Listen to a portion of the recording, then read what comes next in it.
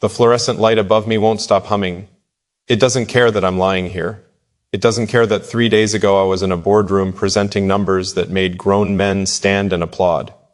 It doesn't care that my calendar is still full, meetings I won't attend, calls I won't take, a version of me that no longer exists scheduled into every hour of the next 2 weeks. The light just hums, and I lie here, in this hospital bed, staring at the ceiling, and for the first time in 11 years, I have nowhere to be, nothing to optimize, nothing to prove, nowhere to perform.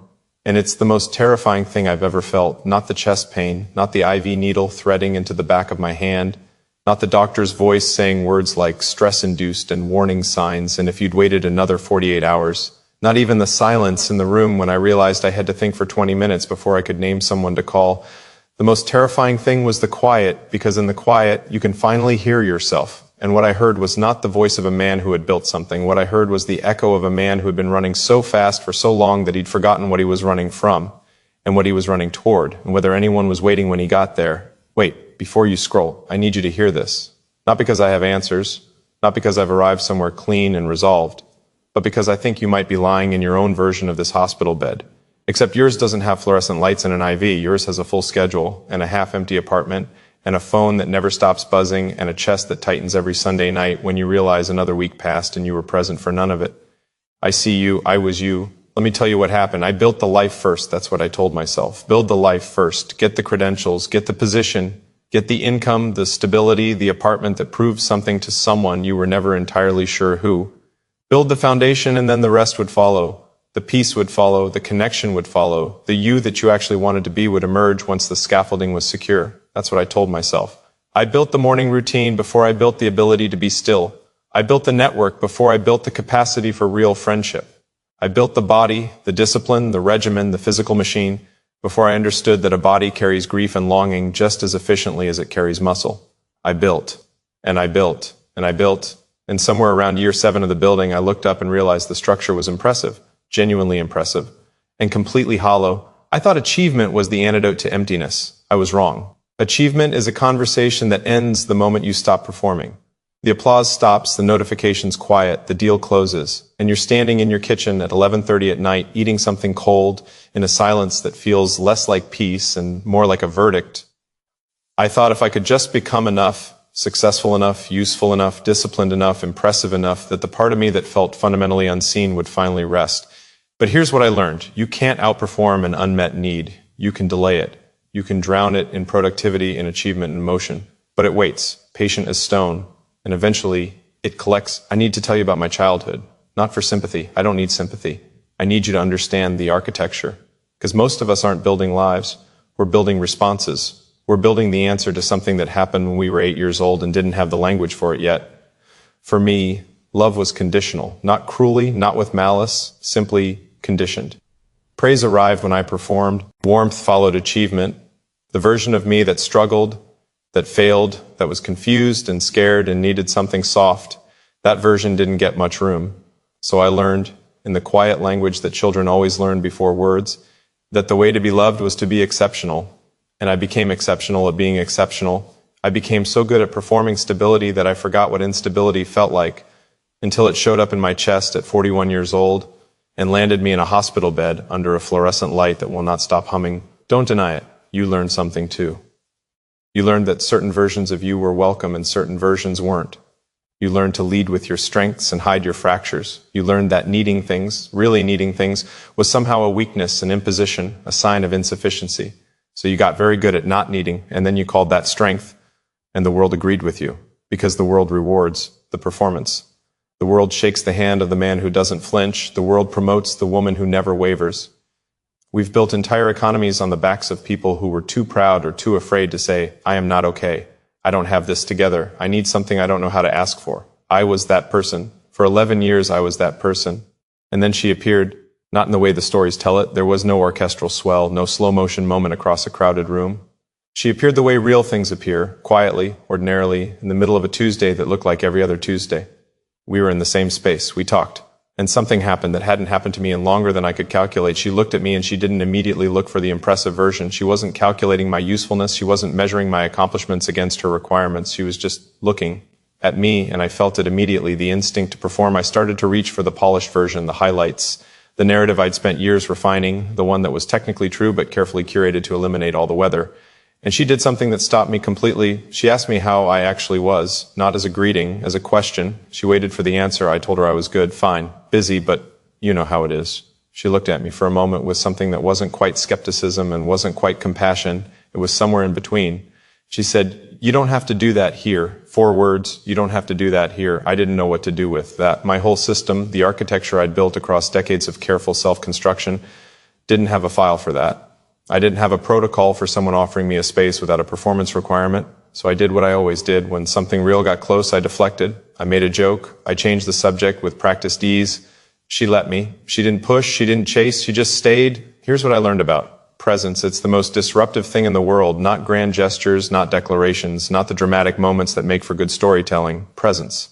The quiet, daily, unremarkable staying. The being there when there's nothing to be there for. The willingness to sit in the ordinary spaces of another person's life without needing those spaces to be exceptional. She was present with me in ways I didn't recognize as intimacy until much later. She remembered the small things I said in passing and brought them back to me weeks later. She would sit in silence with me and not reach for her phone, not fill the silence with performance, just be there in the room, in the actual air with me. And slowly, terrifyingly, that presence began to do something to the architecture. It began to show me the cracks. Not because she pointed at them, not because she criticized or diagnosed or offered unsolicited renovation, but because in the presence of someone who could see me, really see me, not the performance but the person behind it, I began to see myself. And what I saw was a man who had confused achievement with identity, who had spent so long building the impressive version that he had almost completely lost access to the authentic one. I thought this was terrifying. I was right. I was also wrong. Because what I didn't understand yet was that the terrifying feeling, that vertigo of being known, is not the prelude to destruction. It's the prelude to construction, real construction. Not the kind that impresses people, the kind that holds. Tell me something. When was the last time you let someone see the version of you that doesn't have it together? When was the last time you said out loud to another human being, "I'm struggling with this. I don't know what I'm doing. I'm scared. I need help"? When was the last time you let love be something other than a transaction? Something you didn't have to earn, maintain, optimize, or perform your way into. When was the last time you were soft? Not weak, not careless, not irresponsible, soft, present, open, human in the full, tender, unedited sense of the word. If you're like I was, and I suspect you might be, it's been a while, maybe so long that you can't remember the last time, maybe so long that you've started to mistake the armor for the self, maybe so long that the performance and the person have become so fused that the idea of separating them feels not like freedom, but like annihilation. I understand. I lived there. Here's what I want to tell you about armor. It works. That's the terrible truth about it. It genuinely works. The wall keeps people out. The performance keeps you safe. The busyness keeps the emptiness quiet. The achievement keeps the fear of worthlessness at bay. It all works in the way that a tourniquet works.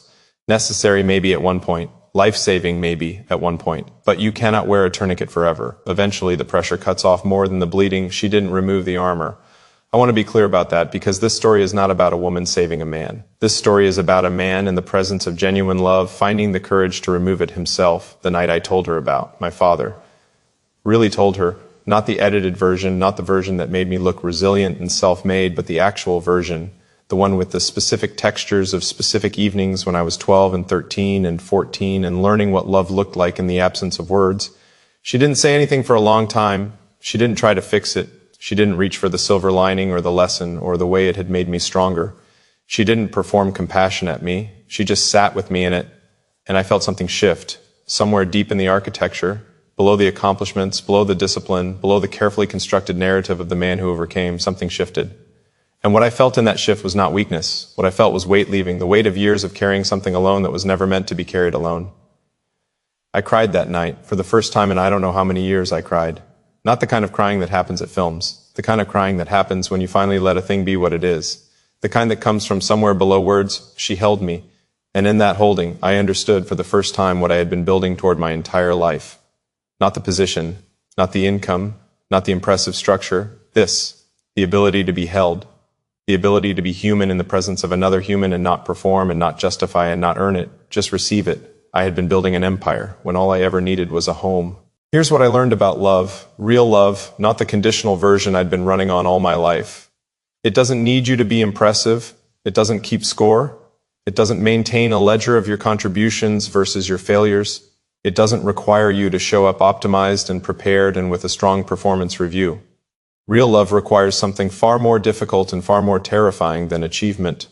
Real love requires presence, your actual presence, not your highlight reel, not your best self on a good day, your Tuesday self, your exhausted, confused, uncertain, scared, doubting, failing, trying again self, that self. The unperformed, unedited, unimpressive, gloriously ordinary self that exists beneath everything you've built to keep people from seeing it. She loved that self. I didn't know what to do with that for a long time. My whole system was calibrated around earning, around justifying, around maintaining.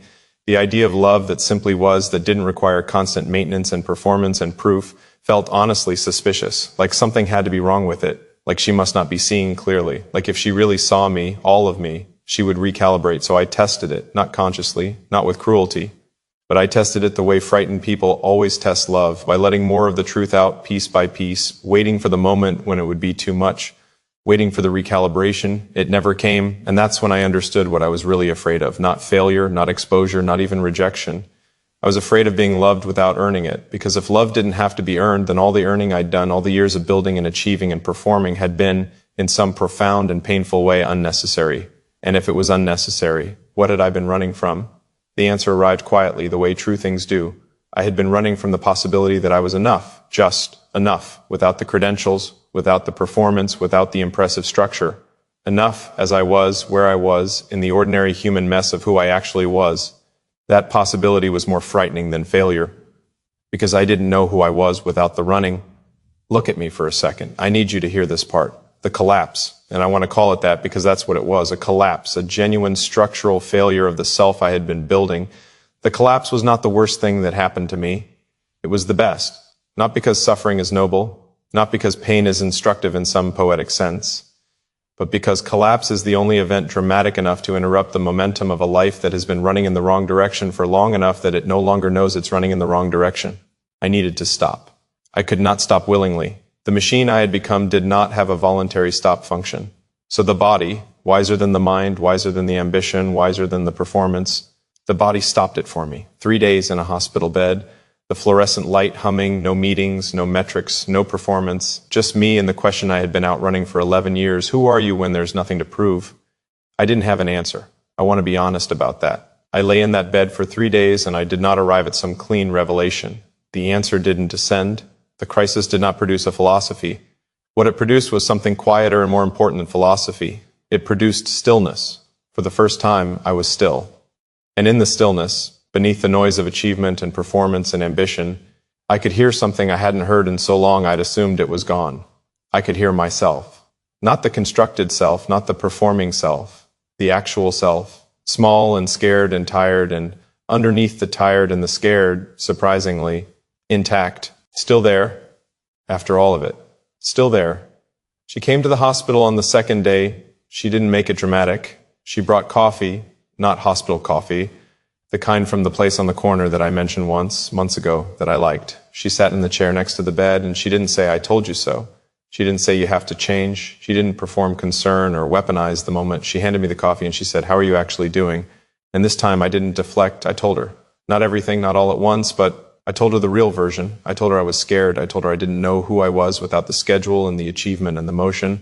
I told her I was 41 years old and I wasn't sure I'd ever really been present for my own life.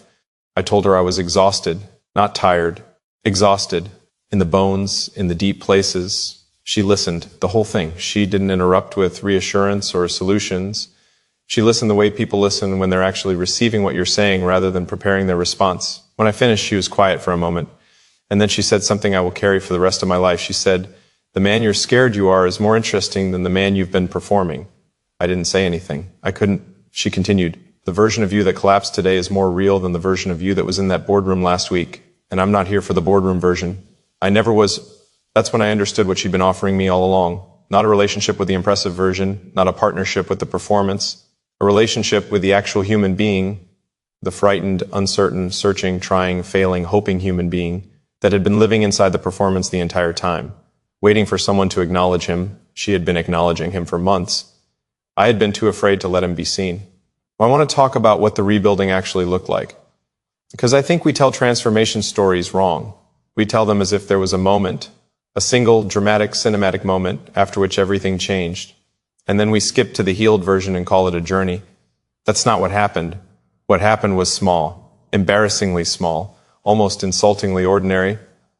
I stopped checking my phone before I got out of bed in the morning. That was the first thing. Not because someone told me to, not because I read about it in a protocol somewhere, but because I decided, for the first time, that the first moments of my day belonged to me, to the actual version of me, in the actual present, not the version of me that needed to immediately know what the world required of him. I started eating meals, not consuming calories between tasks, actually sitting, actually tasting, actually being present for the act of nourishment. I started calling people, not networking, calling. Old friends. My brother, whom I hadn't called in 4 months for no reason except that I'd been busy with the machine. I called him and I asked how he was and I meant it, and I listened and I told him I missed him and I meant that too. I started telling her things I noticed, not important things, small things. The way the light changed in the late afternoon, a conversation I overheard on the street that made me laugh, a memory that surfaced for no reason, small things, the fabric of a present life rather than the architecture of an impressive one. I started slowly, imperfectly, inconsistently, to show up. Not to perform, to show up. And here's what I learned about the difference. Performance is oriented toward the audience. Showing up is oriented toward the moment. Performance is what you do when you're afraid of what happens if you don't. Showing up is what you do when you've decided that the actual life, the unimpressive, ordinary, present, connected life, is the one worth living. I need to say something about the pain now, because this started as a story about pain, the pain she gave me.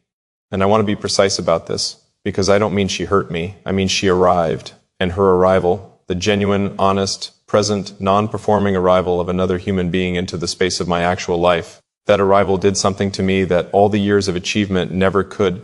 It showed me what I was missing.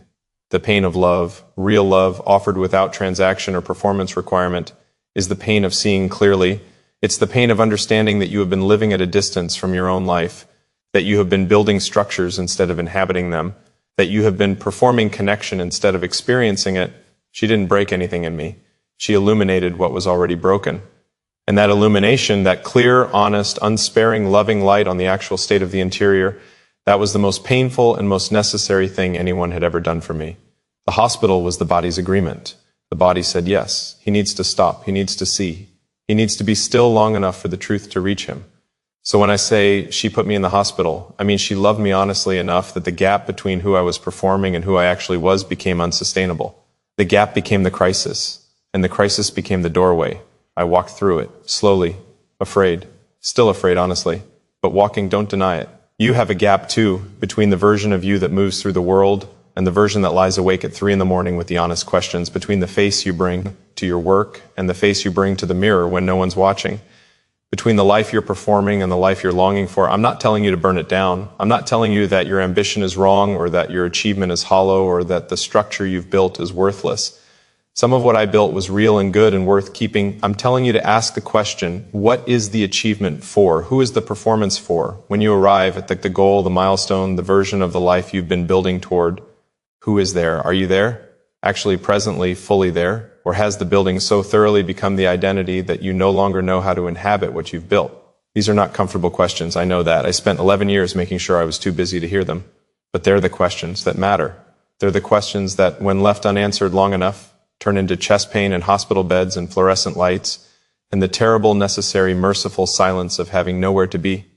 Ask them now before the body asks them for you. Here's what I'm learning, slowly, imperfectly, in the ordinary days that followed the hospital and followed the collapse and followed the beginning of what I can only call the actual life. I'm learning that love is not a destination, it is a practice.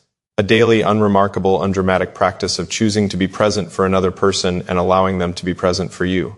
Not when it's convenient, not when you're performing well, every day.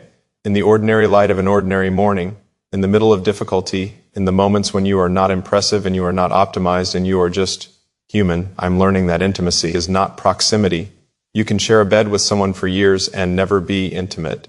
Intimacy is the willingness to be known, to let the actual version, the unperformed, unedited, frightened, hoping, trying version, be seen by another person without flinching, without retreating, without deflecting into achievement or humor or the polished narrative. Intimacy is terrifying. Intimacy is necessary. Intimacy is the only thing that will actually satisfy the hunger that no amount of achievement can touch. I'm learning that the home I was always trying to build was never made of accomplishments. It was made of moments. Small, irreplaceable, unoptimizable moments of genuine presence with another human being. The conversation that goes longer than planned, the evening with no agenda, the morning where you wake up and for a moment before the phone and the schedule and the performance requirements arrive, you are simply here, present. In your actual life, those moments are the bricks, and she taught me how to lay them. I left the hospital on a Thursday morning. The sun was doing something extraordinary with the air, the way it sometimes does in the early hours when the light is at an angle that makes everything seem briefly significant. I stood outside the entrance, not moving, just standing, and I breathed. Really breathed. The full, conscious, intentional breath of a man who has just been given back his life by the simple and extraordinary grace of stopping long enough to recognize it. She was waiting in the car. No speech, no milestone moment. She was just there, present in the ordinary way that had, over months, become the most extraordinary thing I had ever been offered. I got in. She handed me coffee. I said, "I think I've been doing this wrong." She said, "I know, we can do it differently." Not, "I told you." Not, "Here's the plan." Not, "This is what you need to change." Just, "We can do it differently." The quiet inclusion of that word, we, carrying more weight than any declaration or grand gesture ever could. We, I had spent so long building in the singular. I had mistaken self-sufficiency for strength and aloneness for independence. I had treated needing another person as a structural weakness, rather than as the fundamental human design. The design that says, you were made for connection. You were made to be known. You were made to love and be loved in the full, unperformed human sense, and no achievement in the world will substitute for that. And no empire you build will feel like home until you've let someone else in. We can do it differently. I want to leave you with this. You are not behind. You have not missed the window. The collapse, if it's coming, if it's already here, is not punishment. It is not evidence of failure. It is the structure doing what structures do when they are built on the wrong foundation. It is insisting on truth. The truth is you are not what you've accomplished. You are not your productivity or your performance or your position or your impressive narrative. You are the human being underneath all of it, tired and searching and capable of love and in need of love, real love, the untransactional, unconditional, presence-offering, truth-telling, honest kind. And you have always been worth that love. Not after the achievement, not once you've built the life, now, as you are. In the ordinary, unimpressive, beautifully incomplete human state that you are in right now, ask for help, say the real thing, drop the performance for one conversation and see what happens. Let one person see the actual version. Not as a test, not as a strategy, as a choice. The most important choice available to you, choose presence over performance, choose connection over achievement, choose the home over the empire, and if someone is standing near you, someone who stays when the impressive version is unavailable, someone who asks how you actually are and waits for the answer, someone whose presence makes the armor feel unnecessarily heavy, don't optimize them out. Don't get so busy building the life that you miss the person offering you the reason to live it. Look at her. Actually look. Let her see you. The real you. The one who has nowhere to be and nothing to prove and everything to give if you'll just put down the weight long enough to offer it. Future wife, wherever you are, whoever you are, however this finds you, thank you. Thank you for the pain that sent me here. Thank you for the presence that showed me what I was missing. Thank you for loving the version of me that I was most afraid to be. I'm coming home. Not to a destination, not to a finished product, not to the impressive version of a life I performed for an audience that never asked for the performance. I'm coming home to the actual life, to the present, to you.